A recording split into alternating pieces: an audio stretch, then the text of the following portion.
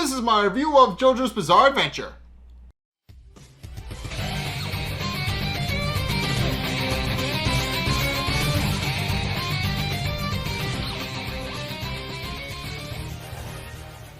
Okay, so in this episode, Giorno kind of sort of informally joins Bruno Bricciotti's group, and we actually get to meet them, and they actually go on their first mission together as a group, which I will explain in a minute. But in any case, it starts off on the start of the episode with Bruno giving a more in-depth explanation to Giorno about how their organization works. So as he explains it, there are multiple teams who all work under different capo, and then they're all different lieutenants, and then they all work under the boss. And he also goes on to explain that a lot of the gangsters actually don't like showing their identities because it could easily open them up to assassination. So for that reason, most people just kind of go about their business as they would normally, and some even go out of their way to actually just kind of get part-time jobs to kind of to serve as a cover.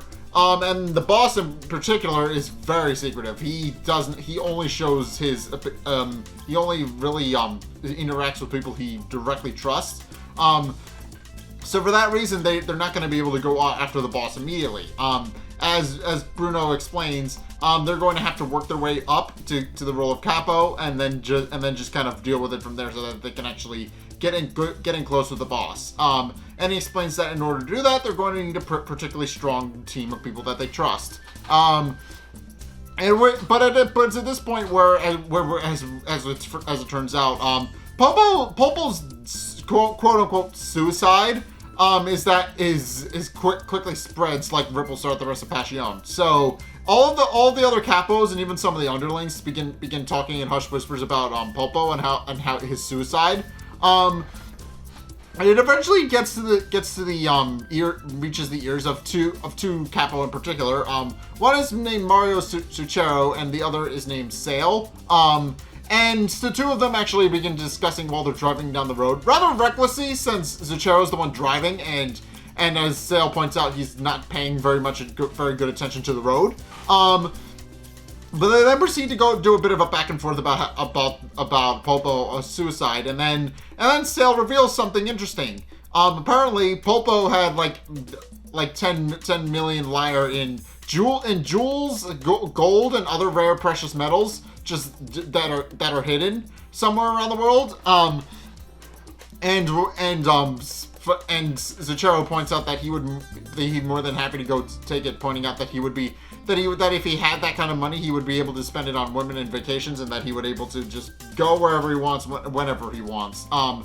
But Sale scolds him, pointing out that the much smarter approach would be to actually use that wealth to actually build themselves up within the organization and become a lot wealthier within the organization, so that they can actually get some actual status. But then Sale begins to posit his theories about where exactly the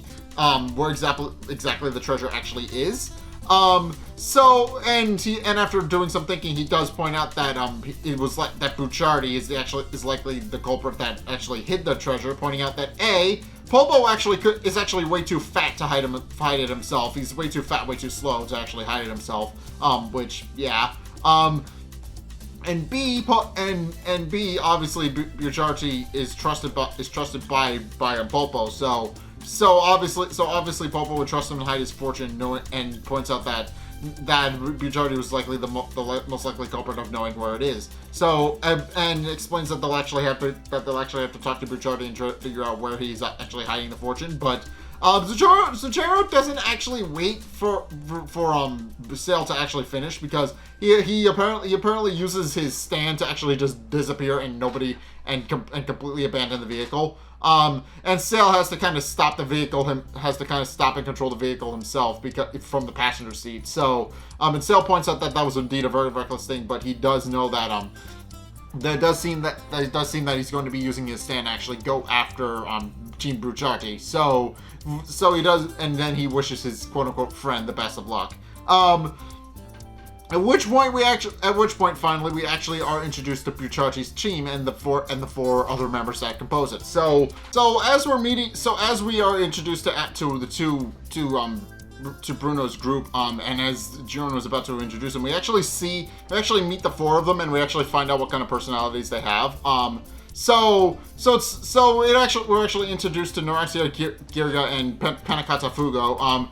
And Fugo is actually giving Narancia a math lesson in the middle of the cafe, and Narancia is kind of bellyaching about learning the math, pointing out that he's not really sure if he's ever going to be able to get his head around it, and wonders if they should actually take a break. But Fugo just kind of reassures him, pointing out that he should know this and that all he has to do is get his times tables down. And then proceeds to explain to Narancia that 6 times 5 is 30, so that Narancia should be able to use that as a basis for what he's doing. So, and with that, Narancia then proceeds to go back to his work with a newfound enthusiasm. Meanwhile, another member of the group, Guido Mista, he notices that that A, it's a piece of strawberry cake, but B, he also notices this was only 4 pieces left, which is roughly half the cake. But through this conversation, which he has with Fugo, Mista then proceeds to explain that then points out that A, he's very superstitious, and B, it's not what they ordered, but more specifically the superstitious thing, pointing out that anything from a group of 4 is usually bad luck. And as an example, he explains that he knows a family who actually adopted a cat from the 4th cat from a group of 4, and then got their face scratched in, and the cat was killed beaten to death shortly after. So yeah, it's kind of tragic, but he does use it as an example. But Fugo does point out that that's just a bit of a wives' tale, and that there's no actual basis in any of that.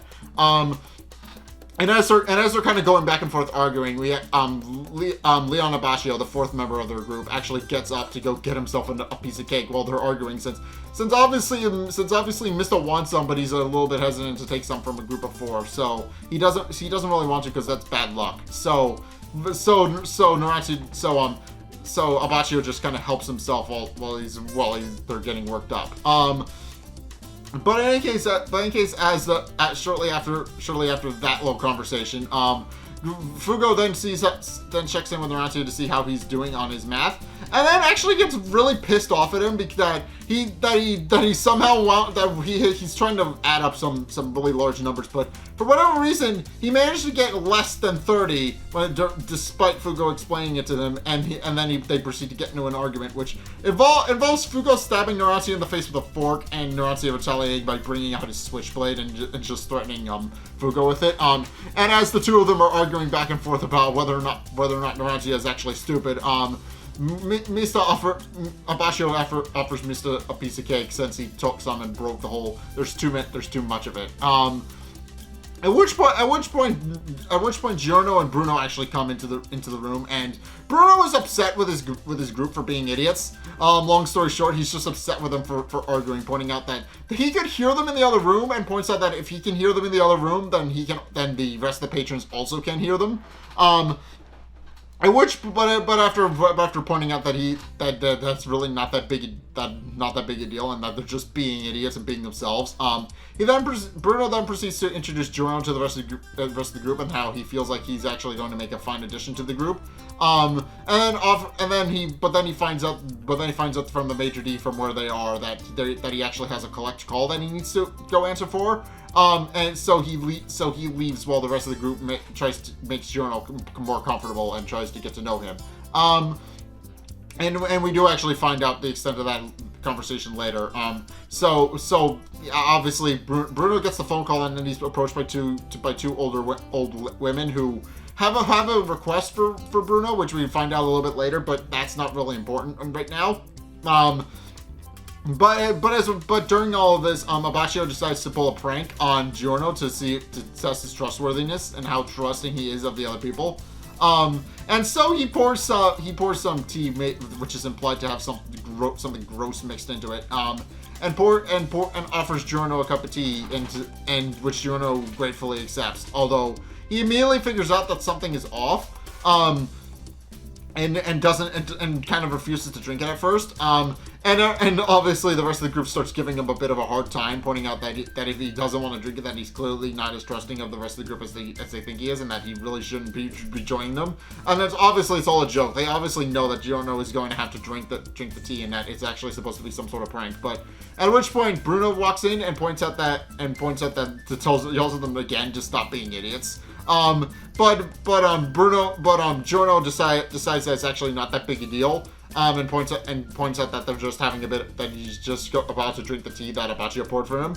And then proceeds to do exactly that, much to everybody else's confusion and surprise, pointing out that it should have tasted disgusting, and he shouldn't have been able to drink it, and then wonders where he actually put it. And while Giorno explains that he's kind of that he obviously can't tell his secrets to everybody, pointing out that, implying in the process that he is indeed a Stan user, which everybody seems to realize is kind of cool, and quickly realize that he actually knows what Stan users are, and by extension by the rest of the group, that the rest of the group is Stan users as well. He knows that. They realize that they now need to start looking for a supernatural cause for how Giorno was able to drink it, but can't seem to find one. And Giorno doesn't tell them, although he implies that he states that he turned his tooth into a jellyfish using golden experience, in order to just kind of absorb all the tea into it, so he didn't have to drink any. And then presumably he turns his tooth back into a tooth sometime after that. But in case, now that everybody else is done screwing around, Bruno explains that they actually have a job to do, and points out that, and he does point out in his head that he knows that they don't feel like a proper group yet, but he points out that they don't really have much time, considering that he literally just got a call, and tells them that they need to get ready to go on a trip, and that they're actually have a job that they need to do. So they all get up and get ready to leave.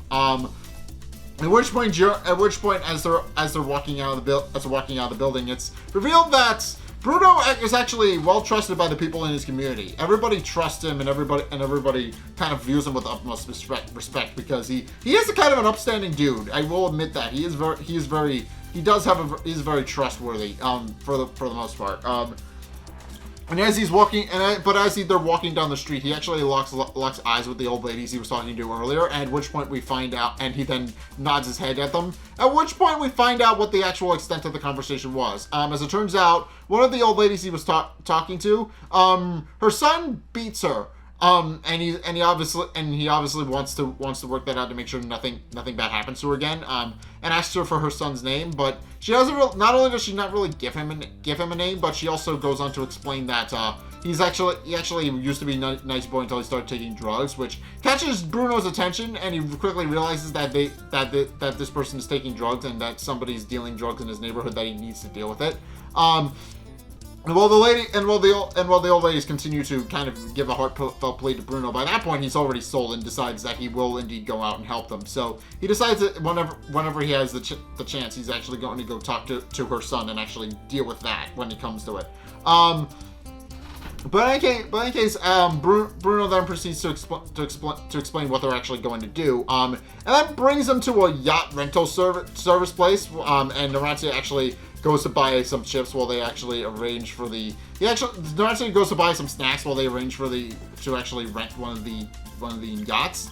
And the yacht and Mister once again reinforces the point that Bruno should avoid renting the fourth yacht as much as possible. But so Bruno does exactly that. He decides to rent the one closest to the dock. And the man running the kiosk does offer him some keys. And when Bruno offers how much for 3 days, the man merely responds that he could never ask Bruno for money, pointing out that he's helped him out so much, and then says that it's on the house and that he can rent it for as long as he likes. So at which point they then proceed to get on the boat and proceed to sail off.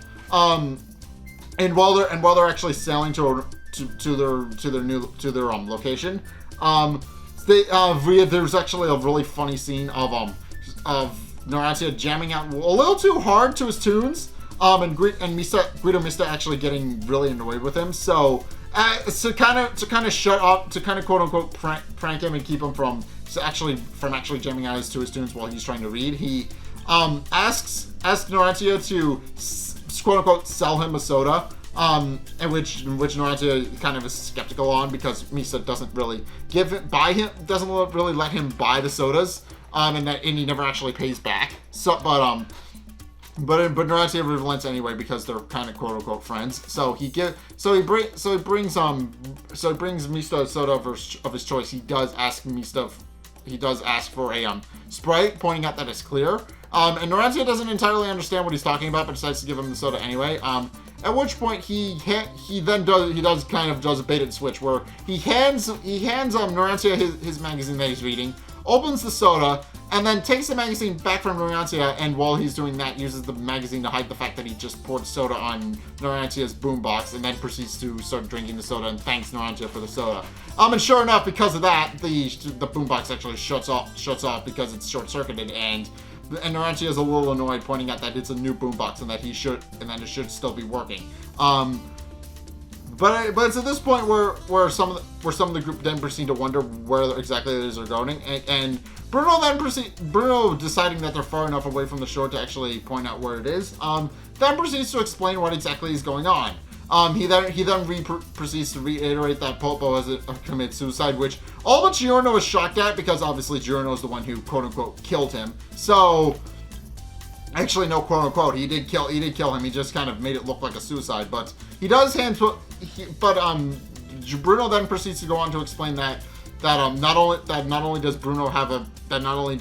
Bruno the only one who knows where Polpo's fortune is, but that's worth 10 million lyres. So he just kind of reiterates that entire point to his group.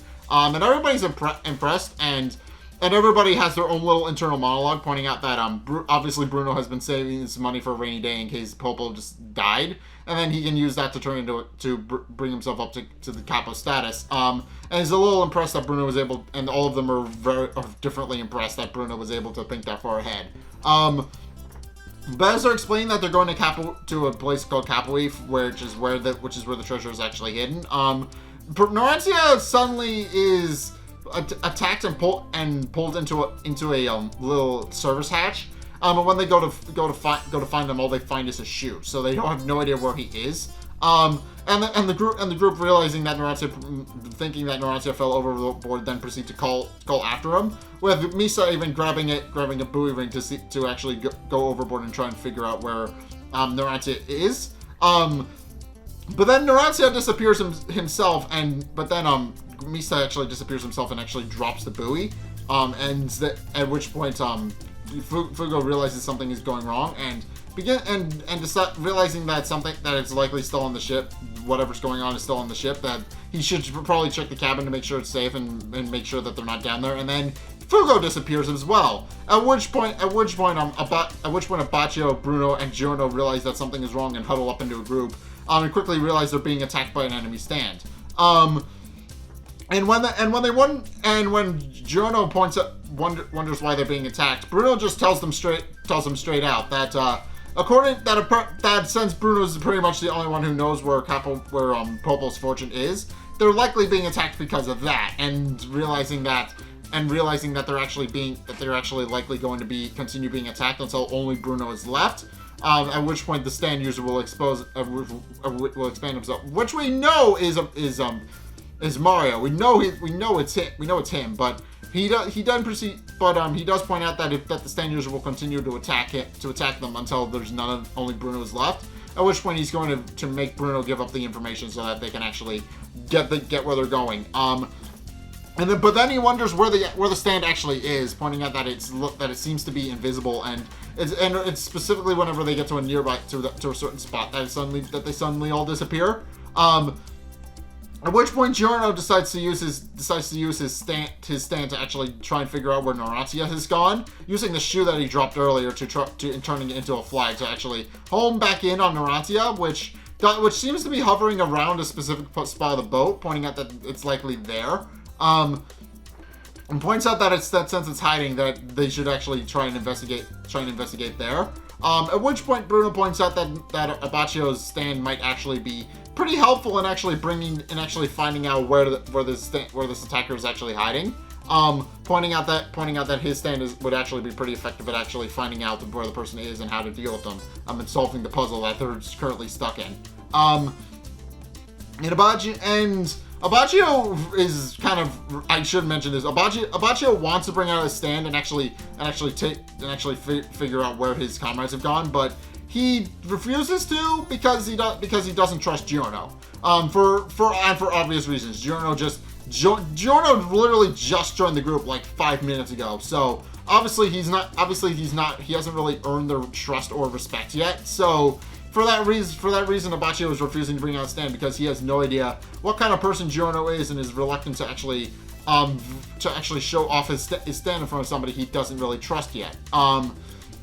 And Giorno completely agrees with Abacchio on this point and realizes that Abacchio is never going to help unless he actually trusts him. So Giorno does something both brave and reckless at the same time, which is that he charges directly into where he thinks the stand is, and then proceeds to get attacked by it, telling Abacchio to bring out his stand and actually deal with the problem by himself. At which point, Giorno is actually attacked by the stand, and all we really see is a pair of arms that just burst out of the pipe in the floor in the deck of the boat, which just kind of pops out and grabs Giorno and stabs him with a rapier. And Abacchio, realizing that Giorno was willing to risk his life for them, despite Abacchio not willing to do the same, finally decides to summon his stand, Moody Blues. So that's interesting. So yeah, interesting enough. This episode just kind of shows all the group kind of interacting for an extended period of time this time around. We actually meet Bruno's entire group and what kind of people they are.